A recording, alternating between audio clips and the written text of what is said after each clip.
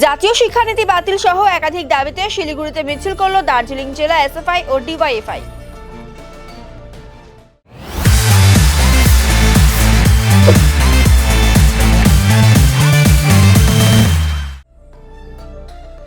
শনিবার শিলিগুড়ির বাঘাযতীন পার্ক থেকে মিছিল বের হয়ে শহরের বিভিন্ন পথ পরিক্রমা করে। পরবর্তীতে সেবক রোডের পায়েল সিনেমা হলের সামনে গিয়ে মিছিলটি শেষ হয়। মিছিলে তৃণমূল ও বিজেপির বিরুদ্ধে স্লোগান তোলেন তারা।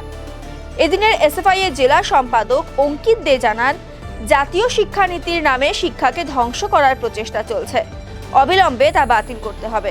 এই নিয়ে দেশ জুড়ে আমাদের আন্দোলন চলছে, এই নিয়েই আমাদের আজকের মিছিল।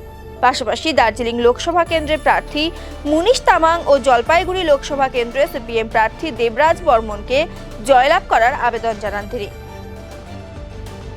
সবার জন্য শিক্ষা এবং সব বেকারের কাজ, এই দাবিতে গোটা রাজ্য জুড়ে গোটা দেশ জুড়ে এসএফআই ডিওয়াইএফআই রাস্তায় সারা বছর থাকে এবং এই সময় অষ্টাদশ লোকসভা নির্বাচন অনুষ্ঠিত হচ্ছে। এই সময় দাঁড়িয়ে আমাদের যে দাবি, সেই দাবিকে সংসদে পৌঁছাতে পারে একমাত্র বামপন্থী গণতান্ত্রিক ধর্মনিরপেক্ষ শক্তি। আমরা আমাদের কথা বলি না, আমরা সারা দেশের যুব সমাজ ছাত্র সমাজের প্রতিনিধিত্ব আমরা করি, এই জন্য আমরা এই কথাগুলোকে বলছি।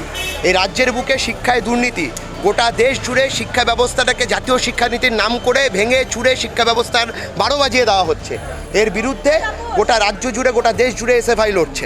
আমরা বলছি এই শিক্ষানীতি বাতিল করতে হবে, সমস্ত গরিব ঘরের ছেলে মেয়েদের পড়াশোনার সুযোগ করে দিতে হবে।